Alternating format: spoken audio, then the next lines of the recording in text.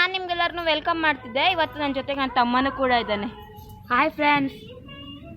ಇವತ್ತು ನಾವೆಲ್ಲಿದ್ದೀವಿ ಅಂದರೆ ಏನು ಗೊತ್ತಾ, ಇವತ್ತು ನಾವು ನಮ್ಮ ಮನೆ ದೇವ್ರಿಗೆ ಬಂದಿದ್ದೀವಿ, ಗುಬ್ಬಿ ಚನ್ನಬಸವೇಶ್ವರ ಸ್ವಾಮಿ. ಯಾಕಂತ ಅಂದರೆ ಈ ಕೊರೋನಾ ಇದ್ದಿದ್ದರಿಂದ ಎಲ್ಲಿಗೂ ಆಚೆ ಹೋಗಿರಲಿಲ್ಲ. ಮನೇಲಂತೂ ತುಂಬ ಬೋರ್ ಆಗ್ತಿತ್ತು. ಸೊ ಅದಕ್ಕೆ ನಮ್ಮ ಮನೆ ದೇವ್ರಿಗೆ ಬಂದಿದ್ದೀವಿ. ಮನೆ ದೇವ್ರಿಗೆ ಬಂದು ಹಾಗೂ ನಮ್ಮ ಅತ್ತೆಗೆ ಬಾಗಿನ ಕೊಟ್ಟು ಕೂಡ ಬಂದಿದ್ದೀವಿ. ಬನ್ನಿ, ಲೆಟ್ಸ್ ಸ್ಟಾರ್ಟ್ ಅವರ್ ಜರ್ನಿ.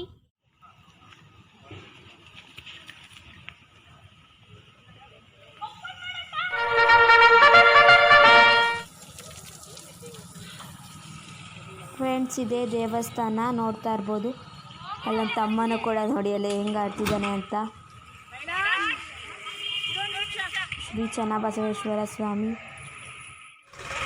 ಈಗ ಹೂವನ್ನು ಕಾಯೆಲ್ಲ ತಗೊಳಕ್ಕೆ ಹೋಗ್ತಾ ಇದ್ದೀವಿ. ಈ ರೀತಿ ಇದೆ, ನೋಡ್ತಾ ಇರ್ಬೋದು. ಹೂಗಳು ಅಷ್ಟು ಚೆನ್ನಾಗಿದೆ ಅಂತ.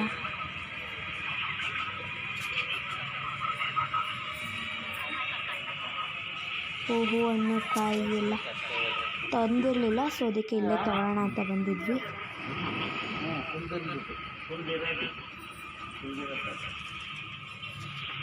ಹೂವಿನ ಬೆಲೆ ಅಂತೂ ಗಗನಕ್ಕೆ ಏರಿಬಿಟ್ಟಿದೆ.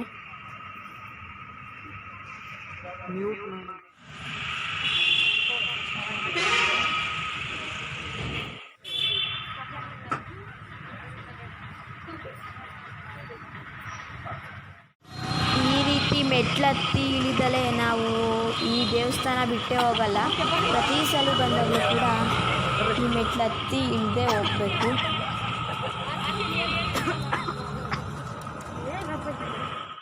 ಈಗ ದೇವಸ್ಥಾನದೊಳಗಡೆ ಹೋಗೋಕ್ಕಿಂತ ಮುಂಚೆ ಎಲ್ಲ ಸ್ಯಾನಿಟೈಸ್ ಮಾಡ್ಕೊಂಡ್ವಿ.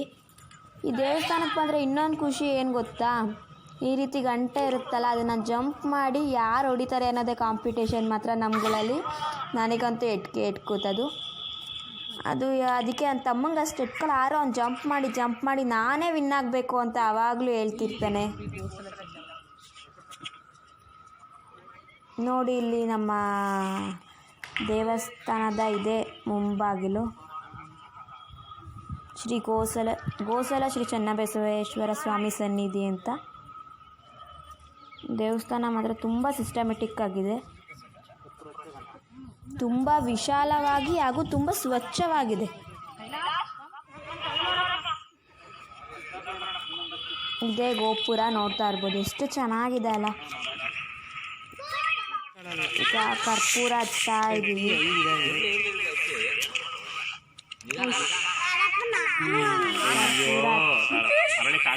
ನಾವು ದೇವಸ್ಥಾನದೊಳಗೆ ಹೋಗ್ತಾ ಇದ್ದೀವಿ. ಇವಾಗ ನಾನು ಹಚ್ಬೇಕು ಕರ್ಪೂರ, ನಾನು ಹಚ್ಬೇಕು ಅಂತ ಎಲ್ಲರ ಮಧ್ಯೆ ಇದೊಂದು ಕಿತ್ತಾಟ ಬಂದೇ ಬರುತ್ತೆ ಈ ದೇವಸ್ಥಾನಕ್ಕೆ ಬಂದರೆ ನಮಗಂತೂ. ತುಂಬ ಚೆನ್ನಾಗಿ ಎಂಜಾಯ್ ಮಾಡಿದ್ವಿ ಮಾತ್ರ. ಇದೇ ದೇವಸ್ಥಾನ. ತುಂಬ ಕಂಬಗಳಿದೆ ಮಾತ್ರ ದೇವಸ್ಥಾನದಲ್ಲಿ. ಇದು ಹೊರಾಂಡ.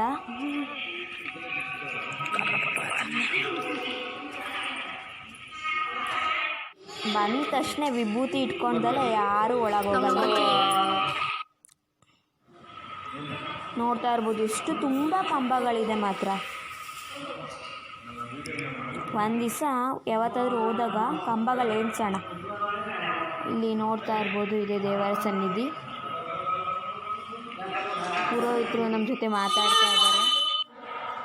ಮಂಗಳಾರತಿ ಆಯಿತು, ಇವಾಗೆಲ್ಲ ಆರತಿ ತಗೋತಾ ಇದ್ದೀವಿ.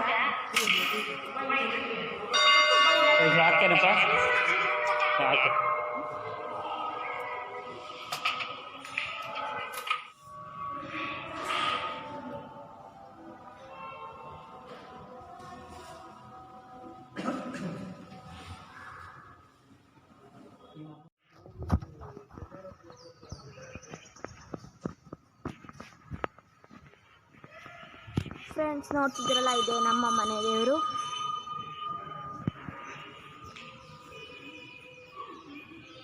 ಚನ್ನಬಸವೇಶ್ವರ ಸ್ವಾಮಿ ಕಡೆ ಅದ್ರ ಪಕ್ಕನೇ ನಮ್ಮ ಮನೆ ದೇವ್ರು ಬಂದು ಚನ್ನಬಸವೇಶ್ವರ ಸ್ವಾಮಿ. ಬಟ್ ಈ ಕಡೆ ಪಕ್ಕದಲ್ಲೇ ಶ್ರೀ ಅನ್ನಬಸವೇಶ್ವರ ಸ್ವಾಮಿ ಗದ್ದುಗೆ ಇದೆ. ಮಾಡೋಕ್ಕಾಗುತ್ತೆ.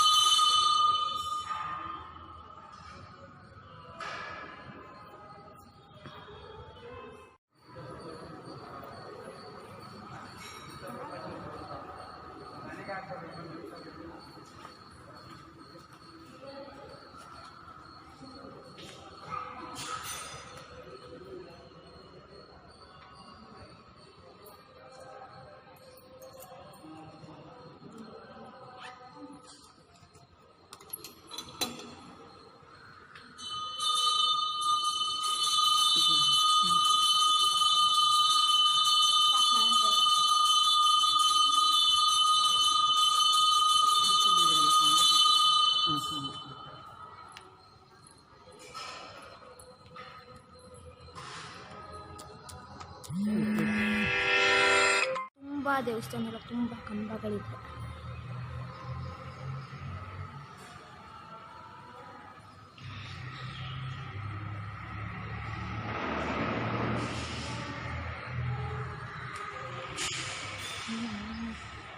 ತುಂಬ ದೊಡ್ಡ ದೇವಸ್ಥಾನ ಅಂತಲೇ ಹೇಳ್ಬೋದು.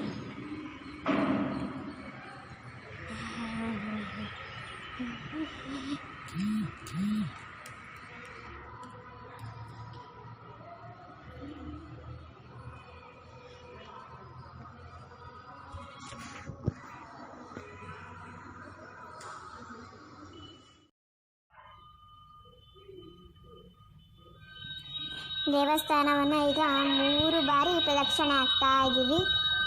ನೋಡ್ತಾ ಇರ್ಬೋದು, ಇಲ್ಲಿ ಸಾಲಕ್ಕೆ ಆನೆಗಳು ನಿಂತಿದೆ. ಎಷ್ಟು ಶಿಸ್ತಾಗಿ ನಿಂತಿದೆ ನೋಡಿ.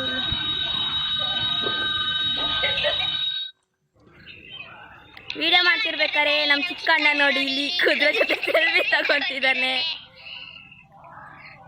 ಸಿಂಹ, ಹುಲಿ ಎಲ್ಲ ಜೊತೆನೂ ಒಂದೊಂದು ಸೆಲ್ಫಿ, ಕೈಯಲ್ಲಿ ಹೂವು ಇಟ್ಕೊಂಡು ಚೆನ್ನಾಗಿ ಕಾಣುತ್ತೆ ಅಲ್ವಾ? ತುಂಬ ಚೆನ್ನಾಗಿದೆ ಗೊಂಬೆಗಳಂತೂ. ನನಗಂತೂ ಸೆಲ್ಫಿ ಎಲ್ಲ ಒಂದು ಫೋಟೋ ತೆಗೆಸ್ಕೊಳ್ಳೋಕ್ಕೂ ಟೈಮ್ ಇಲ್ಲ ಗೊತ್ತಾ, ನಿಜ ಹೇಳ್ತಿದ್ದೀನಿ.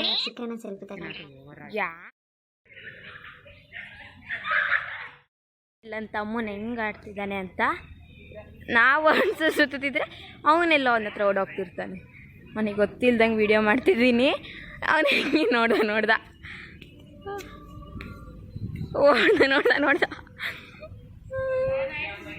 ಇವಾಗ ಜೂಟಾಟ ಆಡ್ಕೊಂಡು ಇದೇ ತರಲೆಗಳು ಮಾಡ್ಕೊಂಡು ಹೀಗೆ ಇಲ್ಲಿ ಪಾರ್ಕ್ ಥರ ಮಾಡಿದ್ದಾರೆ. ಹೀಗೆ ಸೀದಾ ಕೆಳಗೆ ಹೋದರೆ ಅಲ್ಲಿ ಪಾಪ ವಿನಾಶಿನಿ ಎಂಬ ಕಲ್ಯಾಣಿ ಇದೆ. ಬನ್ನಿ ನೋಡೋಣ. ಅದ್ರ ಸುತ್ತ ಫುಲ್ ಲಿಂಗಗಳನ್ನೆಲ್ಲ ಸ್ಥಾಪಿಸಿದ್ದಾರೆ. ಅದನ್ನೆಲ್ಲ ಇವಾಗ ಎಷ್ಟು ಲಿಂಗಗಳಿದೆ ಅಂತ ಕೌಂಟ್ ಮಾಡೋಣ. ಬಂದು 19, 20, 21, 22, 23, 24, 25, 56, 57, 58, 59, 60, 61 ಟೋಟಲ್ 61 ಲಿಂಗಗಳಿವೆ.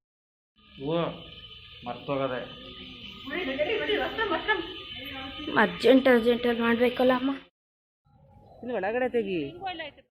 ಅದು ಇಲ್ಲಿ ನಮ್ಮ ಮನೆದವ್ರು ತುಂಬ ಸಿಸ್ಟಮೆಟಿಕ್ ಆಗಿದೆ ದೇವಸ್ಥಾನ ಮಾತ್ರ. ಇಲ್ಲಿ ಕುಡಿಯೋ ನೀರಿನ ವ್ಯವಸ್ಥೆನೂ ಕೂಡ ಮಾಡಿದ್ದಾರೆ.